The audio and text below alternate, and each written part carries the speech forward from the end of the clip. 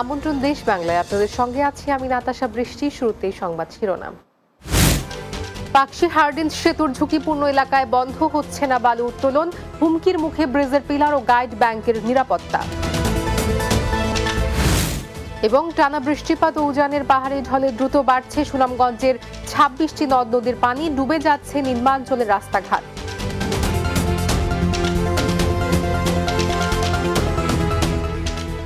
শুনছিলেন শিরোনাম, এবার বিস্তারিত।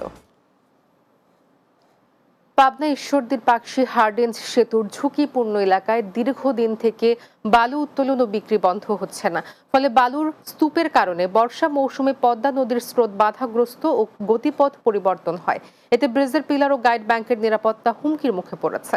অবৈধ বালু উত্তোলনকারীদের বিরুদ্ধে ব্যবস্থা নেওয়ার হুঁশিয়ারি দিয়েছেন সংশ্লিষ্ট কর্মকর্তা ও স্থানীয় প্রশাসন। পাবনার ঈশ্বরদী প্রতিনিধি টিএ পান্নার প্রতিবেদন, জানাচ্ছেন অর্ণব নাসির। পাবনার ঈশ্বরদী পাকশী হার্ডিঞ্জ সেতুর ঝুঁকিপূর্ণ এলাকায় দীর্ঘদিন থেকে বালু উত্তোলন ও বিক্রির অভিযোগ উঠেছে স্থানীয় প্রভাবশালীদের বিরুদ্ধে। আর পদ্মা নদী রক্ষা বাঁধ কেটে তৈরি করা রাস্তা দিয়ে বালু পরিবহন করায় হার্ডিঞ্জ সেতুর মারাত্মক ক্ষতির আশঙ্কা দেখা দিয়েছে। একই সাথে দেশের রেল যোগাযোগ ব্যবস্থা এবং সরকারকে বিব্রতকর পরিস্থিতির মুখে ফেলার সমূহ আশঙ্কা সৃষ্টি করা হয়েছে। সচেতন মহল বলছেন, বর্ষা মৌসুমে পদ্মা নদীতে পানির চাপ বাড়লে বাঁধ ভেঙে হার্ডিঞ্জ ব্রিজ, লালন সহ সেতু রেলওয়ে বিভাগীয় অফিস, ইপিজেড, ঐতিহাসিক খানকা শরীফ, শিক্ষা প্রতিষ্ঠান সহ পাকশী শহর এমনকি নির্মাণাধীন রূপপুর পারমাণবিক বিদ্যুৎ কেন্দ্রটিও মারাত্মক ক্ষতির শিকার হতে পারে। কুচক্রী মহল আছে, তারা এখানে বালু তুলে হার্ডিঞ্জ ব্রিজকে ধ্বংস করার জন্য পায়তারা করতেছে। তারা রূপপুর পারমাণবিক বিদ্যুৎ কেন্দ্র, Hardinge bridge, railway office, colony এবং অফিস মানে টোটালকে ধ্বংস করার জন্য তারা উঠে পড়ে লেগেছে, রাষ্ট্রের ক্ষতি করবে। এই পদ্মা নদীর যদি বাঁধ যদি ভেঙে যায় তাহলে পাকশী রেলওয়ের অনেক সমস্যা হবে। অবৈধভাবে বালু উত্তোলন করা হচ্ছে জানিয়ে হার্ডিঞ্জ সেতুকে রক্ষা করতে সব ধরনের পদক্ষেপ নেওয়া হবে বলে জানান সংশ্লিষ্টরা। যেহেতু আমাদের ব্রিজের আবিষ্কারও প্রায় শেষ, সেহেতু এটার প্রতি আমাদের বেশি নজর দিতে হচ্ছে। হার্ডিঞ্জ সেতুর কাছে অবৈধ বালু উত্তোলনকারীদের বিরুদ্ধে ব্যবস্থা নেওয়ার কথা জানান উপজেলা নির্বাহী কর্মকর্তা। হার্ডিঞ্জ ব্রিজের লাগোয়া কোনো ধরনের কোনো অবৈধভাবে বালু উত্তোলন, বালুর ব্যবসা করা যাবে না। এই অবৈধভাবে পাকশী হার্ডিঞ্জ ব্রিজের কাছ থেকে বালু উত্তোলন, পরিবহন এবং ব্যবসাটা আমরা বন্ধ করতে বদ্ধপরিকর।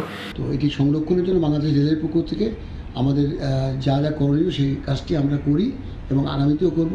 শুধু আশ্বাস নয়, দ্রুত সময়ের মধ্যে হার্ডিঞ্জ সেতুর কাছে অবৈধ বালু উত্তোলন বন্ধ করবে প্রশাসন, এমন প্রত্যাশা সকলের। Desk report, Bangla TV. টানা বৃষ্টিপাত উজান থেকে নেমে আসা পাহাড়ি ঢলে দ্রুত বাড়ছে সুনামগঞ্জের ২৬টি নদ নদীর পানি, সেই সাথে ডুবে যাচ্ছে নিম্নাঞ্চলের রাস্তাঘাট, বিচ্ছিন্ন হচ্ছে যোগাযোগ ব্যবস্থা। এতে ভোগান্তিতে পড়েছেন ২ লাখেরও বেশি মানুষ। গত এক সপ্তাহ ধরে সুনামগঞ্জের নদ নদীর পানি কখনো কমছে আবার কখনো বাড়ছে। এতে চরম দুশ্চিন্তায় পড়েছেন এই জেলার ২০ লাখেরও বেশি মানুষ। সেই দুশ্চিন্তা গত এক সপ্তাহের বৃষ্টি ও পাহাড়ি ঢলে আরও বাড়িয়ে দিয়েছে। সুনামগঞ্জে টানা বৃষ্টিপাতের সাথে ভারতের চেরাপুঞ্জিতে বৃষ্টিপাত অব্যাহত থাকায় নামছে ভারতের পাহাড়ি ঢল। ফলে দ্রুত বাড়ছে জেলার সুরমা, কুশিয়ারা, বোলাই, রক্তি ও জাদুকাটা সহ ২৬টি নদীর পানি। এতে বন্যার শঙ্কায় আতঙ্ক আর উৎকণ্ঠায় সময় পার করছেন ভাটির জেলার বাসিন্দারা। এদিকে পাহাড়ি ঢলে সুনামগঞ্জের ছাতক ও দোয়ারা বাজার সহ বেশ কয়েকটি উপজেলা নিম্নাঞ্চলের রাস্তাঘাট তলিয়ে গেছে। সবাই আতঙ্কের মধ্যে আছি। পানি আসে, ওটা তোলা পানি আসে, চলাচল খুব কষ্ট হয়। যেজন্য আমরা আইতে পারি না, বন্যা তবে গেছে গিয়া, নাও লাগে, স্ট্রো লাগে, চলতে পারি না। রাঙামাটিতে জেলা পর্যায়ে নিরাপদ খাদ্য বিষয়ক জনসচেতনতামূলক কর্মশালা অনুষ্ঠিত হয়েছে। জেলা প্রশাসন ও বাংলাদেশ নিরাপদ খাদ্য কর্তৃপক্ষের সক্ষমতা বৃদ্ধিকরণ প্রকল্পর উদ্যোগে জেলা প্রশাসক সম্মেলন কক্ষে এই কর্মশালা অনুষ্ঠিত হয়। এতে প্রধান অতিথি ছিলেন বাংলাদেশ নিরাপদ খাদ্য কর্তৃপক্ষের অতিরিক্ত সচিব আবু নূর মোহাম্মদ শামসুজ্জামান। কর্মশালার সভাপতিত্ব করেন জেলা প্রশাসক মোহাম্মদ মোশাররফ হোসেন খান। এতে উপস্থিত ছিলেন অতিরিক্ত জেলা প্রশাসক মোহাম্মদ সাইফুল ইসলাম, জেলা খাদ্য নিয়ন্ত্রক কানিজ জাহান বিন্দু, সদর উপজেলা নির্বাহী কর্মকর্তা রিফাত আসমা সহ অন্যান্যরা।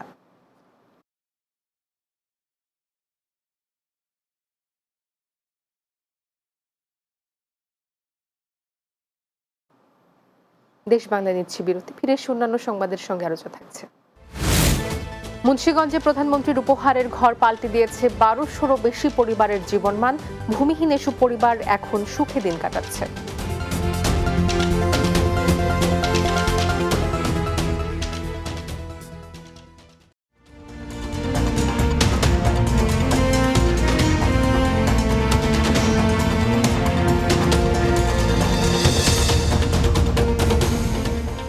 দেশ বাংলায় স্বাগত আরও একবার।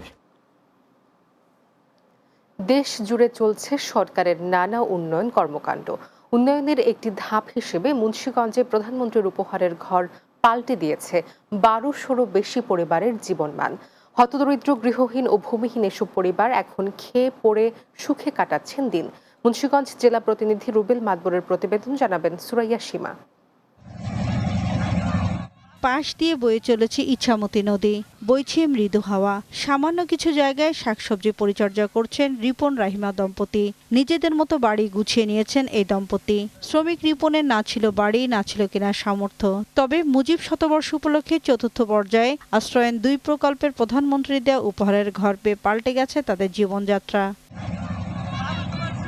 মুন্সিগঞ্জ সদর উপজেলার মীরকাদিম পৌরসভায় সটিবনের পাড় এলাকার প্রকল্পে প্রধানমন্ত্রীর উপহারের জমি ঘর পেয়েছেন তারা। 2 মেয়ে নিয়ে ভাড়া থাকা রিপন রহিমা নিজেরাই আজ বাড়ির মালিক। আগে ভাড়া থাকতাম, টাকা পয়সা দিয়া ভালো খাওয়াই লেখাপড়া করাই। এখন মাননীয় প্রধানমন্ত্রী শেখ হাসিনা আমার ঘর দিয়েছে, আল্লাহর রহমতে আমি এখন ভালো আছি, সুন্দর মতো চলতে পারতাছি। শুধু এই দম্পতি নয়, তাদের মতো পাল্টে গিয়েছে এই আশ্রয়ন প্রকল্পে থাকা বাকিদের জীবনযাত্রাও। 2 একর আয়তনের প্রকল্পটিতে রয়েছে 75টি ঘর। জমি ও গৃহহীন মানুষ বিভিন্নভাবে প্রকাশ করেন সুখের বসবাসের কথা। ধন্যবাদ জানান প্রধানমন্ত্রীকে। আমি একটা ঘর পাইছি, শুধু ঘর পাই না, আশেপাশে একটু যে জায়গা দিছে শাকসবজি করে খাইতেছি। আগে তো অনেক ভালোই আছি, তারপর দোয়া করি আল্লাহ প্রধানমন্ত্রীর দীর্ঘজীবী করুক। সব মিলিয়ে জেলায় মোট 1220 জনকে ঘর ও জমি দেওয়া হয়েছে। সেই সাথে মুন্সিগঞ্জ জেলাকে ভূমিহীন মুক্ত ঘোষণা করা হয়েছে। ইতিমধ্যে আমাদের মুন্সিগঞ্জ জেলার 6টি উপজেলার 4টি উপজেলা ভূমিহীন এবং গৃহহীন মুক্ত ঘোষণা করা হয়েছে। একই সাথে তাদের একটি বাসভূমি পেয়েছে, ঘর পেয়েছে এবং তারা তাদের কাজেরও একটি সংস্থান আশেপাশে হয়েছে, কারণ আমরা ঘরগুলো দিয়েছি গ্রোথ পয়েন্টের পাশাপাশি। ঘরের আঙিনায় কেউ রোপণ করছেন ফলস, কেউ বনস গাছ। রয়েছে বিদ্যুৎ, পানির ব্যবস্থা। এমন স্বস্তি জীবন পেয়ে খুশি হতদরিদ্র মানুষগুলো। Desk report, Bangla TV. টাঙ্গাইলের নগরপুর উপজেলায় তেল জাতীয় ফসলের উৎপাদন বৃদ্ধি প্রকল্পের আওতায় মাঠ দিবস ও আলোচনা সভা অনুষ্ঠিত হয়েছে। বেকরা ইউনিয়নের ভালুকুটিয়া গ্রামে উপজেলা কৃষি সম্প্রসারণ অধিদপ্তরের আয়োজনে মাঠ দিবস অনুষ্ঠিত হয়। উপজেলা কৃষি অফিসার ইমরান হোসাইনের সভাপতিত্বে প্রধান অতিথি ছিলেন জেলা খামারবাড়ি কৃষি সম্প্রসারণ অধিদপ্তরের অতিরিক্ত উপপরিচালক মোহাম্মদ নুরুল ইসলাম। এ সময় বক্তব্য রাখেন নাগরপুর সরকারি টেকনিক্যাল স্কুল অ্যান্ড কলেজের অধ্যক্ষ আতিকুর রহমান, দারিদ্র্য বিমোচন কর্মকর্তা আমির আলী, উপসহকারী কৃষি কর্মকর্তা সহ অন্যান্যরা। রাজশাহীতে বাংলাদেশ প্রেস কাউন্সিল আয়োজিত গণমাধ্যমে হলুদ সাংবাদিকতা প্রতিরোধে ও বস্তুনিষ্ঠ সাংবাদিকতা শীর্ষক দিনব্যাপী প্রশিক্ষণ কর্মশালা অনুষ্ঠিত হয়। রাজশাহী সার্কিট হাউস কনফারেন্স রুমে অনুষ্ঠানের আয়োজন করা হয়। কর্মশালায় বাংলাদেশ প্রেস কাউন্সিলের চেয়ারম্যান বিচারপতি মোহাম্মদ নিজামুল হক নাজিম, অতিরিক্ত সচিব শ্যামল চন্দ্র কর্মকার, অতিরিক্ত জেলা প্রশাসক কল্যাণ চৌধুরী, পিআইডি রাজশাহীর উপপ্রধান তথ্য অফিসার তৌহিদুজ্জামান সহ অনেকে উপস্থিত ছিলেন। কর্মশালায় রাজশাহী থেকে প্রকাশিত দৈনিক পত্রিকার সম্পাদক এবং টেলিভিশনে কর্মরত সাংবাদিকরা অংশ নেয়।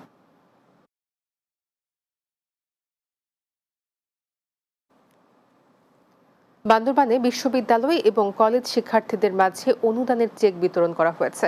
বান্দরবান সদর উপজেলা পরিষদের মিলনায়তনে পার্বত্য চট্টগ্রাম বিষয়ক মন্ত্রণালয় সম্পর্কিত সংসদীয় স্থায়ী কমিটির সভাপতি বীর বাহাদুর উসই সিং তার ঐচ্ছিক তহবিল থেকে চেক বিতরণ করেন। এ সময় সদর উপজেলা নির্বাহী কর্মকর্তা উম্মে হাবিবা মীরার সভাপতিত্বে উপস্থিত ছিলেন বান্দরবান পৌর মেয়র মোহাম্মদ শামসুল ইসলাম, উপজেলা মাধ্যমিক শিক্ষা কর্মকর্তা মোহাম্মদ মোস্তাফিজুর রহমান ভুইয়া, বান্দরবান প্রেস ক্লাবের সভাপতি আমিনুল ইসলাম বাচ্চু সহ সংবাদকর্মীরা উপস্থিত ছিলেন। এ সময় বান্দরবানের বিশ্ববিদ্যালয় এবং কলেজের 21 জন মেধাবী শিক্ষার্থীর মাঝে প্রায় 2,11,000 টাকার অনুদানের চেক তুলে দেয়া হয়।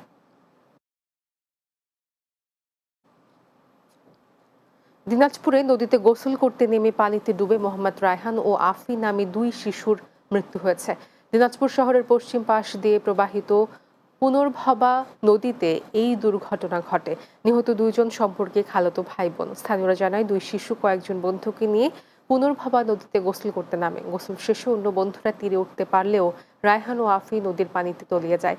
সাথে থাকা শিশুদের চিৎকারে স্থানীয়রা নদীতে নেমে অনেক খোঁজাখুঁজির পর 2 শিশুকে উদ্ধার করে হাসপাতালে নিয়ে গেলে চিকিৎসকরা তাদের মৃত ঘোষণা করেন।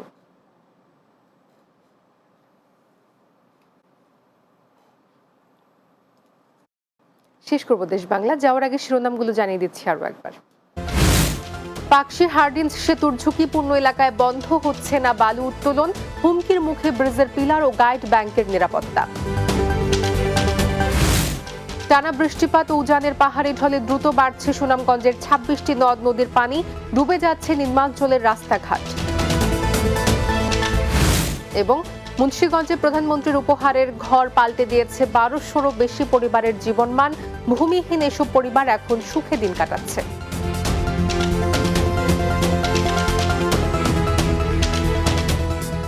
এই ছিল দেশ বাংলা। আমাদের পরবর্তী সংবাদ বিকেল 4টা 30 মিনিটে দিনের বাংলা দেখার আমন্ত্রণ রইল। এতক্ষণ সঙ্গে থাকার জন্য ধন্যবাদ সবাই।